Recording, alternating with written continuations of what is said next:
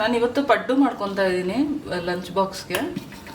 ಇದು ದೋಸೆ ಹಿಟ್ಟು ಇತ್ತು, ಇದಕ್ಕೇ ಒಂದು ಸ್ವಲ್ಪ ಒಗ್ಗರಣೆ ಹಾಕೋಬೋದು. ಬೇಕಿದ್ರೆ ಕಡಲೆಬೇಳೆ ಉದ್ದಿನಬೇಳೆ ಎಲ್ಲ ಹಾಕಿ ಸಾಸಿವೆ ಎಲ್ಲ ಹಾಕಿ ಒಗ್ಗರಣೆ ಹಾಕಿ ಹಾಕೋಬೋದು. ನಾನಿಲ್ಲಿ ಒಗ್ಗರಣೆ ಹಾಕ್ತಾಯಿಲ್ಲ, ಹಂಗೆ ಹಾಕ್ತಾಯಿದ್ದೀನಿ.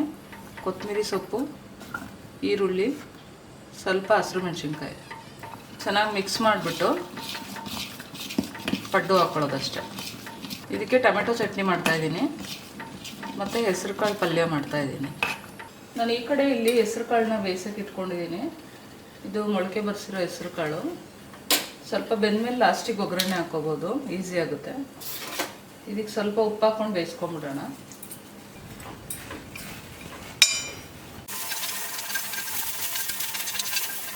ಸ್ವಲ್ಪ ಎಣ್ಣೆ ಹಾಕಿ ಈರುಳ್ಳಿ ಹಾಕಿ ಇದರಲ್ಲೇ ನಾನು ಸ್ವಲ್ಪ ಫ್ರೈ ಮಾಡ್ತಾಯಿದ್ದೀನಿ.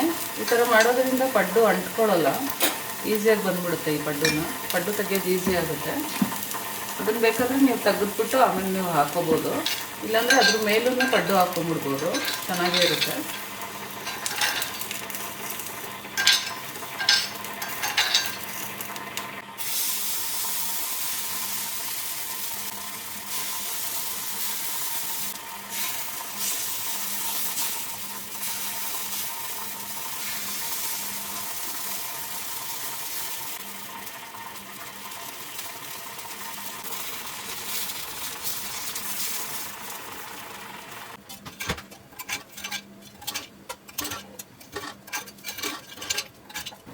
ನೋಡಿ, ನಾನು ಹೆಸರು ಕಾಳು ಬೇಯಿಸ್ಕೊಂಡಲ್ಲ, ಚೆನ್ನಾಗಿ ಬೆಂದಿದೆ. ಇವಾಗ ತುಂಬ ಜಾಸ್ತಿ ಏನು ಬೇಯಿಸ್ಕೋಬಾರ್ದು, ಸ್ವಲ್ಪ ಬೇಯಿಸ್ಕೊಂಡ್ರೆ ಸಾಕಾಗುತ್ತೆ. ಇವಾಗ ಇದಕ್ಕೆ ಒಗ್ಗರಣೆ ಹಾಕ್ಕೊಂಬಿಡೋಣ. ಎಣ್ಣೆ ಹಾಕ್ಕೊಂಡು ಸ್ವಲ್ಪ ಸಾಸಿವೆ ಹಾಕ್ಕೊಂಡಿದ್ದೀನಿ, ಸ್ವಲ್ಪ ಹಸಿಮೆಣಸಿನ್ಕಾಯಿ,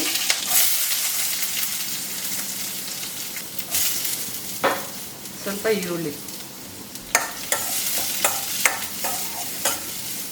ಇವಾಗ ಬೆಂದಿರೋ ಹೆಸರು ಕಾಳನ್ನ ಇದಕ್ಕೆ ಹಾಕ್ಕೊಂಬಿಡೋಣ. ನಾನು ಉಪ್ಪು ಫಸ್ಟೇ ಹಾಕ್ಕೊಂಡಿದ್ದೀನಿ. ನಾನು ಇದಕ್ಕೆ ತೆಂಗಿನಕಾಯಿ ತುರಿ ಮತ್ತು ಕಡಲೆಕಾಯಿ ಬೀಜದ ಪುಡಿ ಏನು, ಏಕೆಂದರೆ ಇದು ಮಧ್ಯಾಹ್ನದಷ್ಟರಲ್ಲಿ ಅದು ಹಾಕಿದ್ರೆ ಬೇಗ ಅಳಸ್ದಂಗೆ ಆಗಿಬಿಡುತ್ತೆ. ಅದಕ್ಕೆ ಸ್ವಲ್ಪ ಈರುಳ್ಳಿ ಜಾಸ್ತಿ ಹಾಕ್ಕೊಂಡು ಒಗ್ಗರಣೆ ಹಾಕ್ಕೊಂಡಿದ್ದೀನಿ.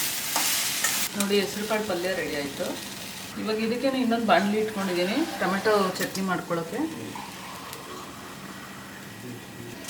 ನೋಡಿ, ಎಣ್ಣೆ ಕಾಯ್ದಿದೆ. ಒಂದು 4 ಹಸಿಮೆಣಸಿನ್ಕಾಯಿ,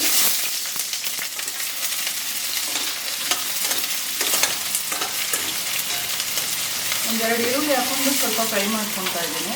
ಇವಾಗ ಒಂದು 3 ಟೊಮೆಟೊನ ಹಾಕ್ಕೊಂಡಿದ್ದೀನಿ ನಾನು. ಈ ಟೊಮೆಟೊ ಚೆನ್ನಾಗಿ ಸ್ವಲ್ಪ ಫ್ರೈ ಆಗಬೇಕು ಚಟ್ನಿ ಮಾಡೋದಕ್ಕೆ, ಅಂದರೆ ಹಸಿ ವಾಸನೆ ಸ್ವಲ್ಪ ಹೋದ್ರೆ ಚೆನ್ನಾಗಿರುತ್ತೆ.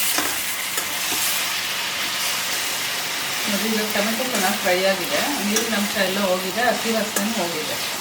ಇವಾಗ ಸ್ಟವ್ ಆಫ್ ಮಾಡಿಬಿಟ್ಟು ಇದನ್ನು ತಣ್ಣಗೆ ಮಾಡ್ಕೊಂಡು ನಾವು ರುಬ್ಬಬೇಕು. ಇದಕ್ಕೆ ಬೇಕಿದ್ರೆ ಹುಣಸೆಹಣ್ಣು ಸೇರಿಸ್ಕೋಬೋದು, ಆದರೆ ನಾನು ಹುಣಸೆಹಣ್ಣು ಹಾಕಲ್ಲ. ಸ್ವಲ್ಪ ರುಚಿಗೆ ಬೇಕಾದಷ್ಟು ಉಪ್ಪು, ಸ್ವಲ್ಪ ಬೆಳ್ಳುಳ್ಳಿ,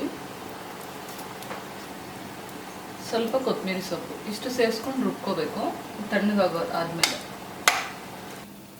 ನೋಡಿ, ಚಟ್ನಿ ರೆಡಿ ಆಯಿತು.